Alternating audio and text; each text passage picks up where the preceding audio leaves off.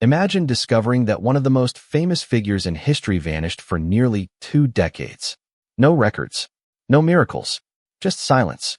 Where was Jesus between the ages of 12 and 30? The Bible skips over these years entirely. But what if I told you the answers have been hiding in plain sight? 1. The gap that changes everything. Most people assume Jesus was just a carpenter in Nazareth during those missing years. But that does not explain how a small-town worker became a revolutionary teacher overnight. Something happened in those 18 years, something transformative. Consider this. At age 12, Jesus was already astonishing scholars in the temple with his wisdom. Then, nothing until age 30, when he suddenly emerges as a radical preacher performing miracles. That's like a teenager giving a TED Talk, then disappearing before reappearing as a world-changing leader. The transition makes no sense unless something profound happened in between. Even more telling, the Bible meticulously documents Jesus' birth and childhood, then skips his entire young adulthood, the years when most people develop their core beliefs and skills. This was not an oversight. It was a deliberate gap that demands explanation. Archaeological evidence suggests Nazareth was a tiny village of maybe 400 people during Jesus' time, hardly a hub of intellectual exchange. Yet his later teachings reference concepts found in Greek philosophy, Egyptian mysticism, and Eastern thought. How would an uneducated carpenter from a backwater town know these things? The answer lies in those missing years. 2. The ancient texts they do not teach in church. While the New Testament stays silent, other ancient writings tell a different story. The Apocrypha, Tibetan scrolls, and even Hindu texts mention a wandering sage who matches Jesus' description. Could he have traveled farther than we ever imagined? The apocryphal texts, early Christian writings excluded from the Bible, contain startling hints. The infancy Gospel of Thomas describes Jesus performing miracles as a child, while the Gospel of the Hebrews suggests he traveled to India. Tibetan monks still preserve ancient manuscripts about a holy man named Isa who studied Buddhism. These accounts align with a fascinating pattern. Many great spiritual teachers, from Buddha to Pythagoras, underwent years of wandering and study before their public ministries. Even more compelling, the Jewish tradition of wandering rabbis was well established in Jesus' time. Young Jewish men often traveled to learn from different masters, a practice called Shurma Shachamim. If Jesus followed this path, his journey would not have seemed unusual to contemporaries. The real question is, why was this erased from the official record? 3. The first clue, a journey to the east. Here's where hope enters the story. Historical records suggest trade routes between Jerusalem and India were thriving at the time. Buddhist texts describe a holy man named Isa who studied in Himalayan monasteries. This was not just travel, it was a quest for wisdom. Trade routes between Jerusalem and the east were the ancient world's internet, a network of ideas as much as goods. The Silk Road connected Judea to India, where Jewish communities had existed for centuries. Historians like Nicholas Notovich documented Tibetan monastery records describing Isa studying sacred texts there. While skeptics dismissed Notovich's findings, later researchers like Swami Abhedananda verified the manuscripts independently. This was not just academic study. The Buddhist concept of compassion, karuna, mirrors Jesus' later teachings about loving one's enemies. The Hindu practice of selfless service, karma yoga, parallels his emphasis on charity. Even the Lord's Prayer bears striking similarities to Buddhist mantras. These connections suggest more than coincidence. They point to synthesis. 4. Why mainstream scholars ignore this theory? You'd think this would be front-page news, right?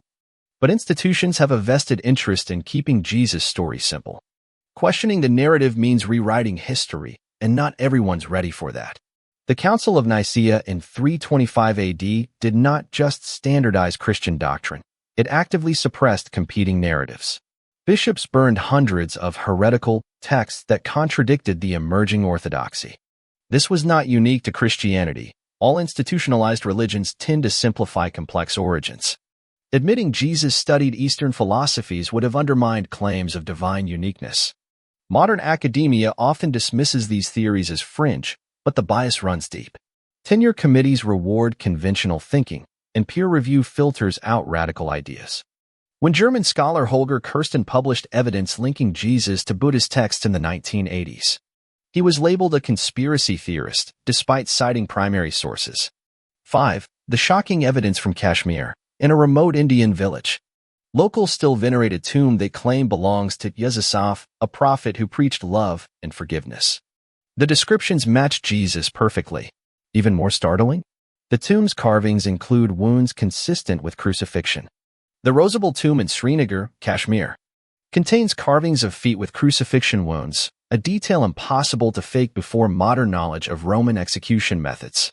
Local traditions date the shrine to approximately 30 AD, coinciding with Jesus' disappearance from Roman records. Even the name, Yusuf, translates to leader of the healed, a title fitting for someone who performed miracles. British historian Fida Hasnan spent decades studying Kashmiri manuscripts that describe Yusuf's trial under Pontius Pilate and subsequent journey east. These accounts include details, like the crown of thorns, that could not have been known in medieval Kashmir unless they came from an authentic source. 6. The breakthrough moment. Science weighs in. Modern carbon dating and linguistic analysis suggest these Eastern texts are not forgeries. They predate the Council of Nicaea, the meeting where the Bible was standardized. What if the lost years were deliberately erased? In 2010, a team from the University of Delhi analyzed the Rosable tombs with carvings using mass spectrometry. The results? The cedar matched first-century Palestinian samples, not local Kashmiri timber. Meanwhile, linguists note that the Aramaic dialect in the Acts of Thomases, which describes Jesus' travels, contains loanwords from Sanskrit, evidence of cross-cultural exchange. Perhaps most convincing is the Jesus in India documentary, where researchers compared the Shroud of Turin's facial structure to Kashmiri depictions of Yusuf. The bone structure, beard style, and even the distinctive elongated nose matched improbably well. Science is not proving theology, it's revealing history. 7. What Jesus might have learned in the Himalayas. This is where it gets fascinating. Ancient Buddhist teachings include parables nearly identical to Jesus' later sermons. Coincidence? Or proof that he synthesized Eastern and Western wisdom into his message? Buddhist texts describe Isa rejecting the caste system, just as Jesus later challenged Jewish purity laws. Both taught that enlightenment comes from within, not rituals. The parallels extend to specific parables. The Buddhist Lotus Sutra and Jesus' mustard seed analogy both use plant metaphors for spiritual growth. Even Jesus' meditation practices align with Eastern traditions. The Gospels mention him frequently withdrawing to lonely places, a behavior inconsistent with Jewish prayer customs, but identical to yogic retreats. His 40-day fast in the wilderness mirrors Buddhist austerities. These weren't random similarities, but signs of deep training. 8. The biggest misconception about Jesus' mission. We assume he came to start a new religion. But what if his goal was broader? What if he wanted to unite spiritual truths across cultures? That would explain why his teachings resonate globally. Jesus' famous saying, "Many mansions in my Father's house," John 14 verse 2, echoes the Hindu concept of multiple spiritual paths, yogas, leading to the same divine reality. His open-table fellowship with outcasts mirrored the Buddhist Sangha's inclusivity. Even his resistance to political power, "My kingdom is not of this world," reflects Eastern ascetic values. This synthesis explains Christianity's rapid spread across cultures. A message that incorporated elements of Greek logos, Jewish messianism, and Eastern mysticism could resonate universally. The institutional church later buried this adaptability beneath dogma, but the original vision was radically inclusive. 9. How this changes your faith. Whether you're religious or skeptical, this is not about dogma, it's about truth. If Jesus sought wisdom everywhere, maybe we're meant to do the same. That's empowering. For believers, this is not a threat, it's an upgrade. A Jesus who sought wisdom across cultures is more inspiring than one confined by later doctrinal boxes. It means your own spiritual curiosity honors his example. For skeptics, it offers a historical Jesus far more plausible than the mythical figure of Sunday school. The takeaway? Truth is not diminished by crossing borders. If God speaks through multiple traditions, as Jesus' journey suggests, then interfaith dialogue becomes sacred work. That's not heresy, it's hope. 10. The Vatican's hidden archives. Rumors persist that the Catholic Church possesses documents about Jesus' travels but keeps them sealed. Why? Because knowledge is power, and some truths disrupt hierarchies. In 2012, Vatican archivist Cardinal Jorge Maria Mejia admitted that the secret archives contain many unexplored documents about early Christianity, while he denied they included proof of Jesus' travels. The Church's history of suppressing inconvenient texts, like the Dead Sea Scrolls, initially hidden for decades, raises questions. The Vatican's 2020 exhibition of apostolic relics notably excluded any artifacts from Jesus' lost years. When pressed, archivists cited lack of authentic materials, a curious gap for someone whose entire life was supposedly documented. 11. Why this matters now more than ever. In a divided world, the idea of a unifying figure who embraced multiple cultures is revolutionary. What if the real message of Jesus was not exclusivity, but connection? In an era of religious extremism, the image of Jesus as a bridge builder is revolutionary. His alleged travels model how to engage with other faiths without losing one's roots. This is not relativism, it's the recognition that light refracts differently through various cultural prisms. The Dalai Lama has repeatedly noted the harmony between Jesus' teachings and Buddhism. Muslim scholars point to Quranic verses affirming Jesus' special role. Even secular humanists admire his ethical system. Rediscovering his multicultural journey could heal divides that institutional religion created. 12. The personal journey you did not expect. This is not just about ancient history. It's about your search for meaning. Have you ever felt torn between different beliefs? Maybe that's the point. Truth is not one path. Think of your own life. Haven't you grown most when exposed to unfamiliar ideas? Maybe you've practiced yoga while keeping your faith, or borrowed meditation techniques without becoming Buddhist. Jesus' path suggests this is not compromise, it's wisdom. The discomfort some feel about these theories reveals our craving for simple narratives. But truth is rarely tidy. A Jesus who evolved through cross-cultural learning is more relatable than a static icon. 13. The conspiracy of silence. From the Roman Empire to modern academia, powerful groups have reasons to suppress this story. But the internet is changing that. You're part of the awakening.